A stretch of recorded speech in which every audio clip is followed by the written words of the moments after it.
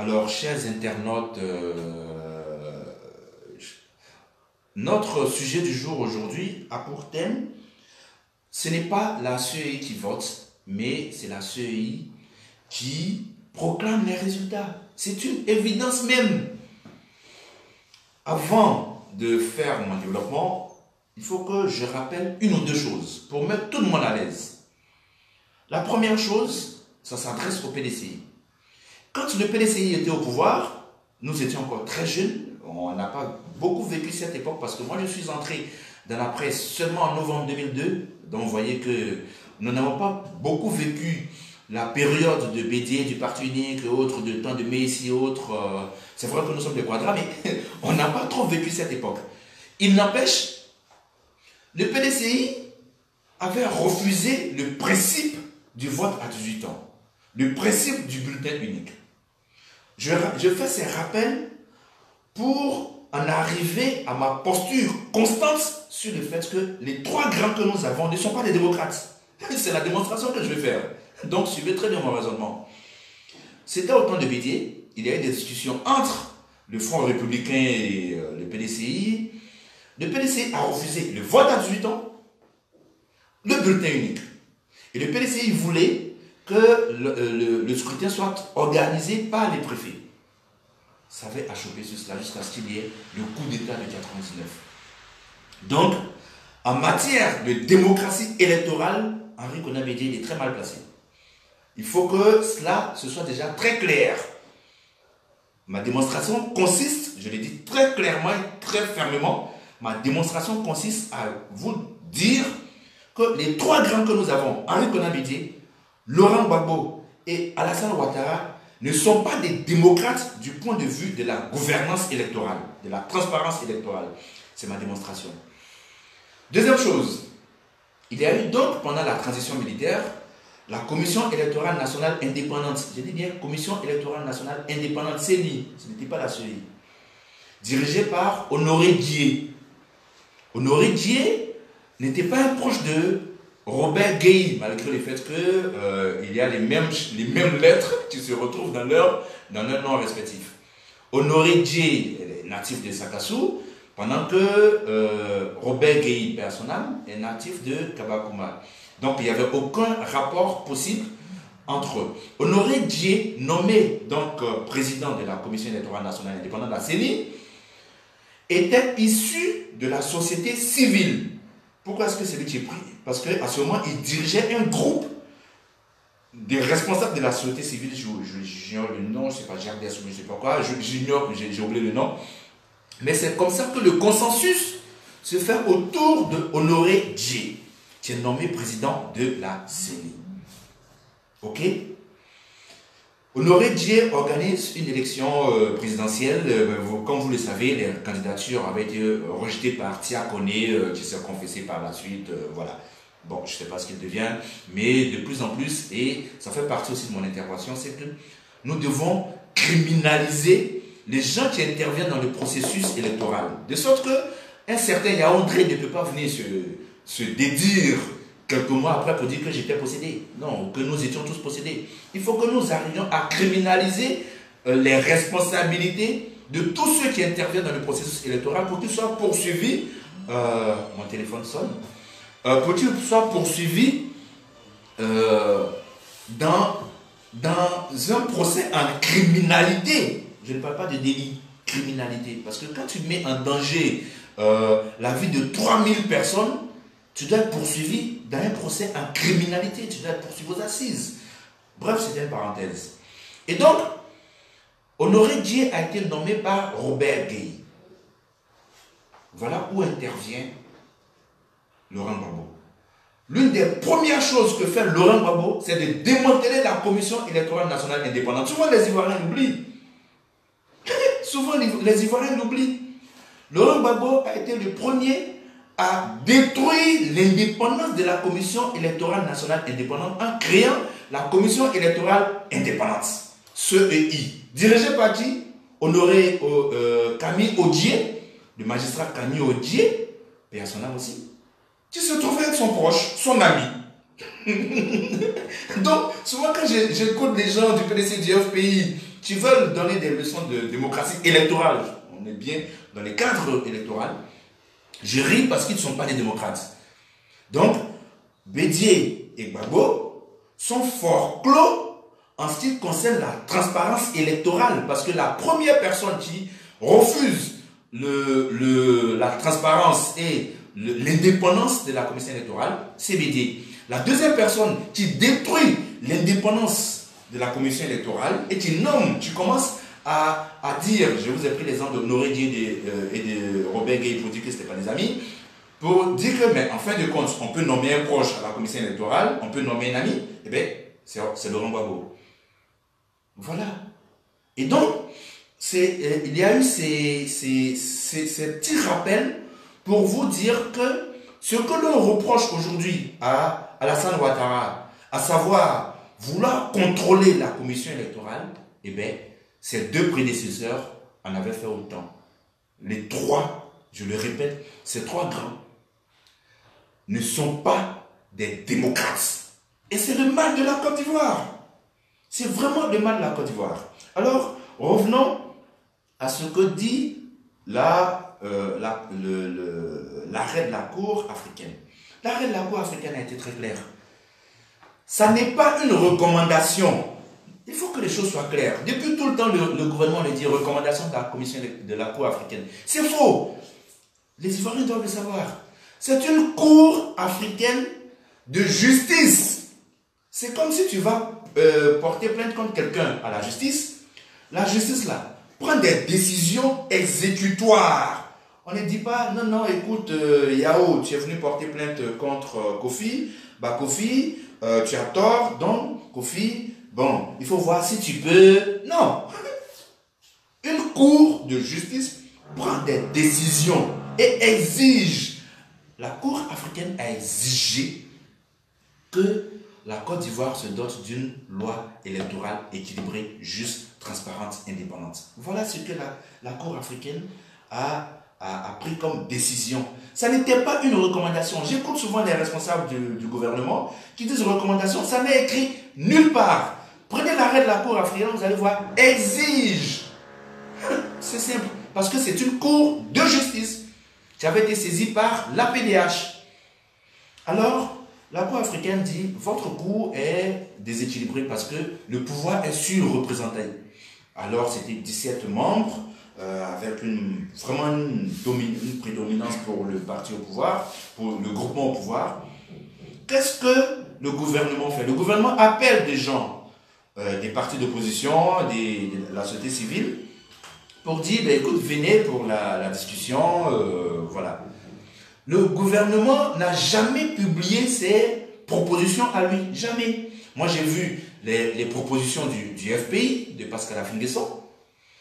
J'ai vu les propositions des leaders qui ont d'ailleurs été écartés des discussions, pour quelles raisons, on ne sait pas.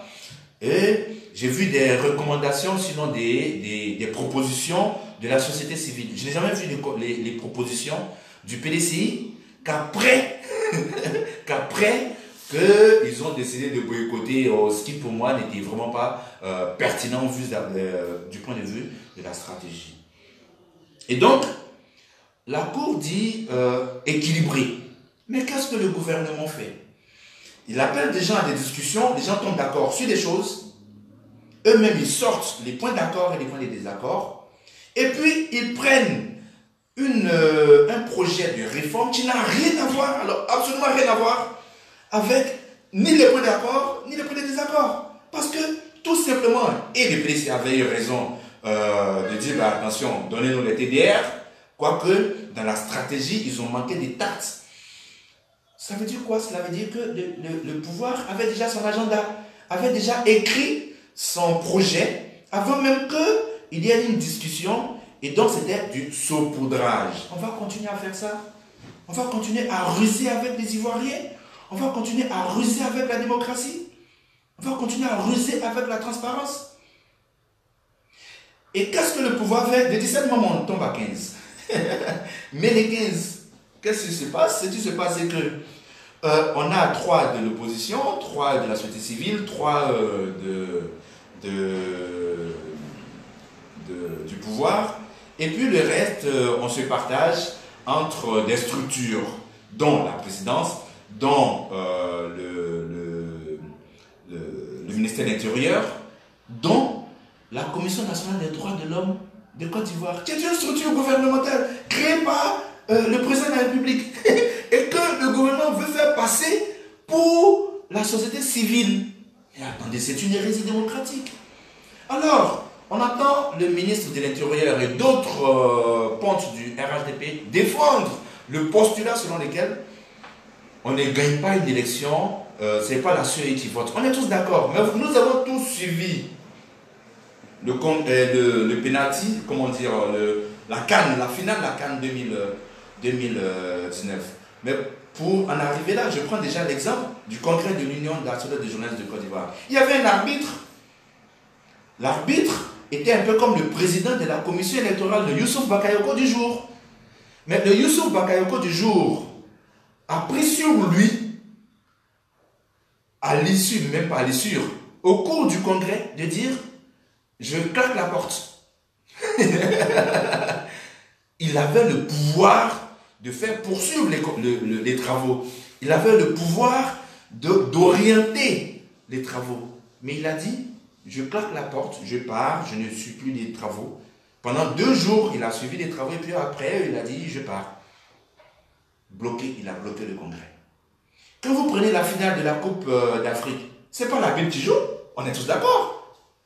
Mais l'arbitre est important dans l'issue des matchs. Vous avez vu par exemple que l'arbitre avait sifflé un penalty présumé, on va dire. Des commentateurs, vous avez tous suivi, des commentateurs avaient dit oui, on pense que c'est un penalty pertinent pour le Sénégal. Mais l'arbitre a pris sur lui de dire il n'y a pas de penalty. L'arbitre aurait pu décider, et des commentateurs étaient déjà d'accord avec lui, qu'il y aurait penalty. Ça aurait changé l'issue du match. Ce n'est pas l'arbitre qui joue au cours des matchs. Mais l'arbitre a un rôle très important dans l'issue de la victoire ou de la défaite.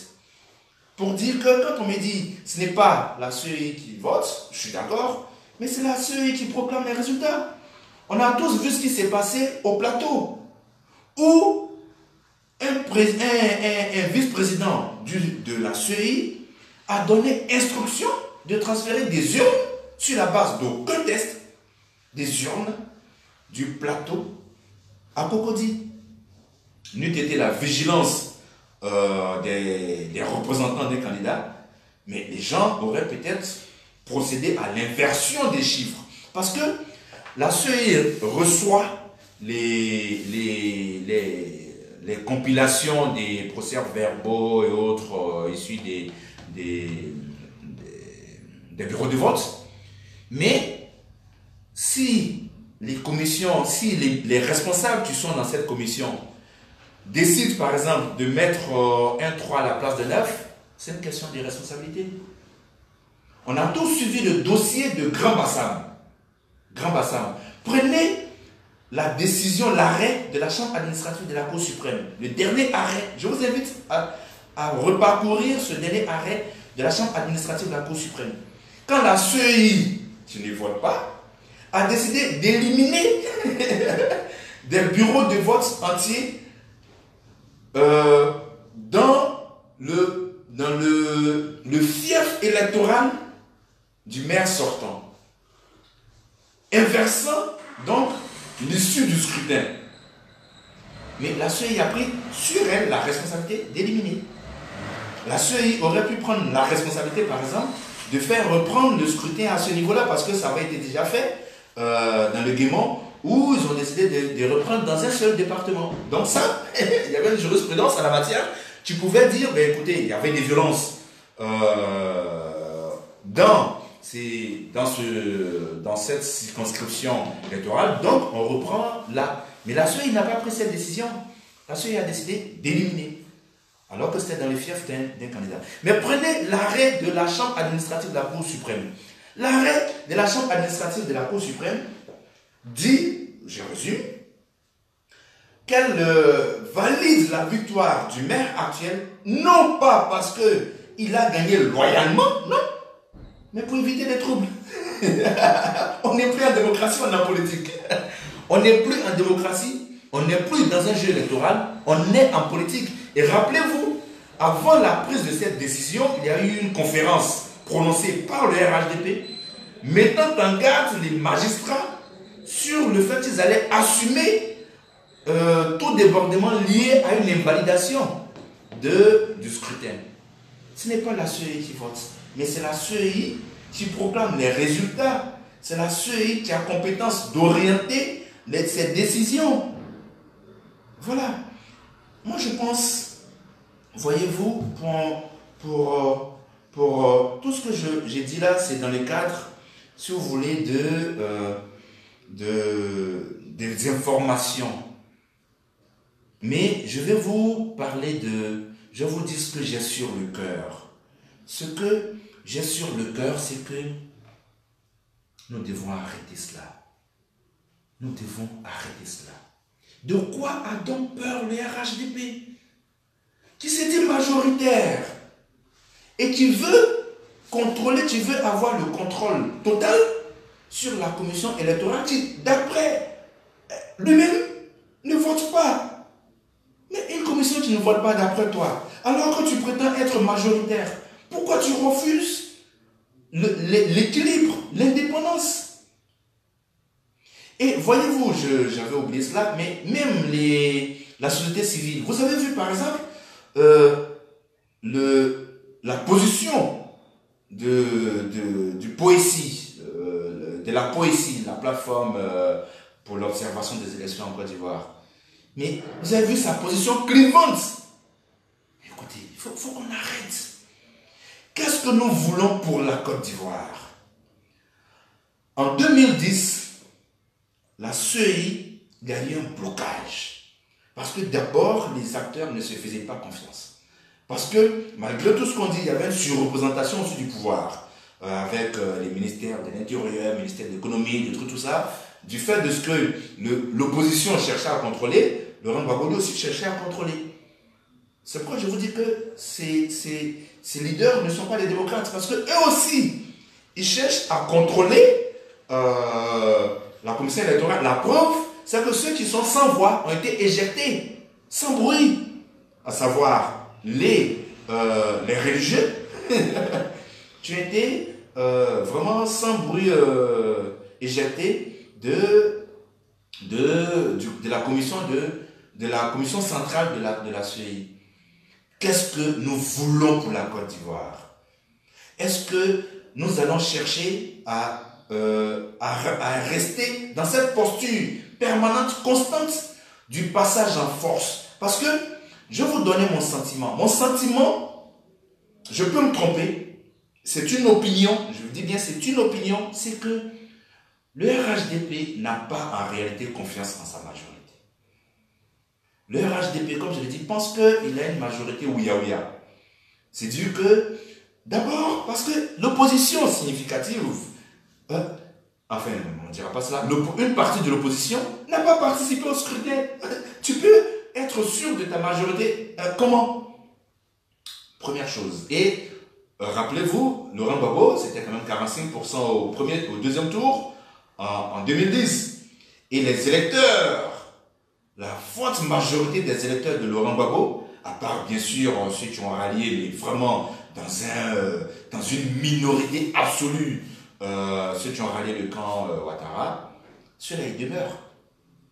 Ok? Et il y a une césure au sein du RHDP. Donc, Bédié est parti, Diom Soro est parti.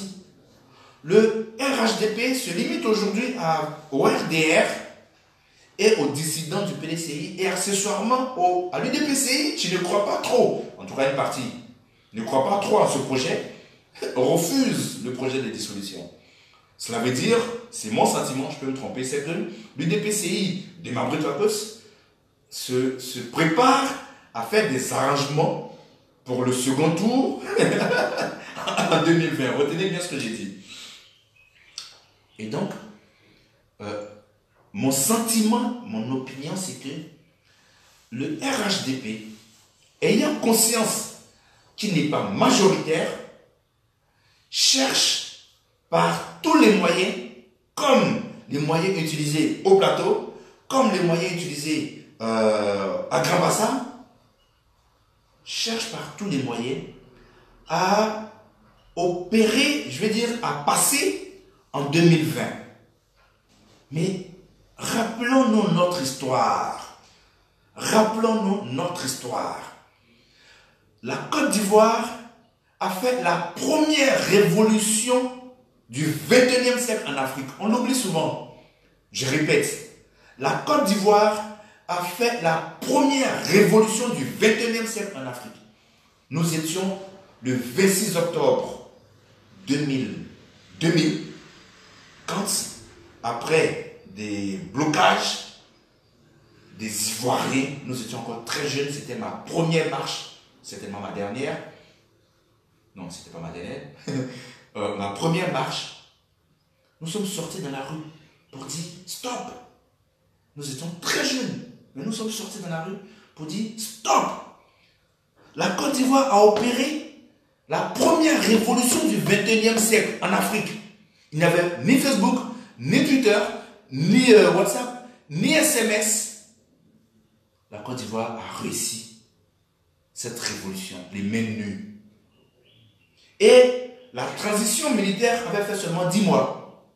Mais ça fera 10 ans que les RHDP est là. Avec toutes les frustrations, avec tous les dépits, avec toutes les rancœurs, toutes les haines. Pour certains, ce que je ne souhaite d'ailleurs pas.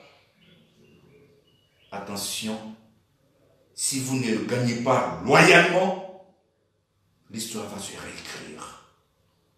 L'histoire risque de se réécrire. Et l'on sait comment est-ce que l'histoire se réécrit pour les tenants du pouvoir. Alors, je pense que ce n'est pas encore tard. L'arrêt de la Cour africaine est très clair, équilibrer les choses.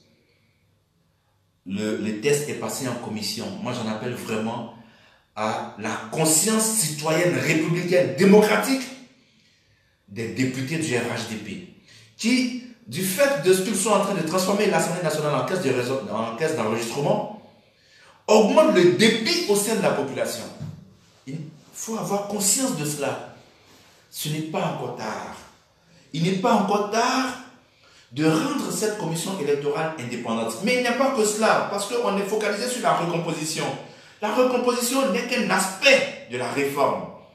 Il faut criminaliser les tentatives de fraude, la fraude électorale. Il faut criminaliser et il faut que ça vise non seulement les électeurs, mais les candidats, mais surtout les organisateurs, ceux qui interviennent dans le processus électoral. Parce qu'il n'est pas normal, par exemple, qu'à la côte, il y a eu 5 morts. Enfin, il y a eu des morts. Pendant les dernières élections locales, il y a eu 5 morts. Qu'on a passé par pertes et profits. Qui les a tués? Qui en est responsable? Rien. Les parents de ces 5 morts ne connaîtront jamais la vérité, donc n'obtiendront jamais justice. On va continuer à faire ça. Qu'est-ce que nous voulons en faire pour ce pays? C'est ça qui est important. Et donc, pour finir, je demande aux députés du RHDP, je vous demande pardon. Nous vous regardons. Je n'aime pas trop les expressions des Ivoiriens, parce que bon, il y en a qui sont d'accord avec eux, d'autres non. Nous vous regardons. Chers députés du RHDP, nous vous regardons. La communauté internationale vous regarde. Les autres personnes à l'extérieur de la Côte d'Ivoire vous regardent. Vous avez la responsabilité historique, démocratique, d'écrire, de réécrire ce projet pour le rendre conforme à l'arrêt de la Cour africaine, en le rendant véritablement équilibré, véritablement indépendant et en y introduisant des termes qui puissent garantir la transparence, la gouvernance électorale, la démocratie, l'indépendance. Vous en avez le pouvoir. Vous pouvez le faire. Parce que si vous ne le faites pas, vous augmenterez la rancœur. Mais en fin de compte, les gens vont s'organiser pour être présents dans les bureaux de vote. Et il sera difficile de manipuler les chiffres. Parce que si c'est ça l'objectif, il sera difficile de manipuler les chiffres. Et donc, si l'objectif, l'intention est un passage en force, ce sera tellement flagrant que ce sera comme en 2000, où on a dû frapper Honoré Gueye, ce sera tellement flagrant que ça va révolter davantage les gens. Et c'est à ce moment que l'histoire risque de se réécrire, de se répéter. Est-ce qu'on va continuer cela? Est-ce que c'est ce qu'on veut pour notre pays? Alors, je voudrais vraiment m'arrêter là pour dire, chers députés du RHDP, vous avez, le pays vous appelle. Lisez un peu, reparcourez l'hymne national de notre pays. Le pays vous appelle.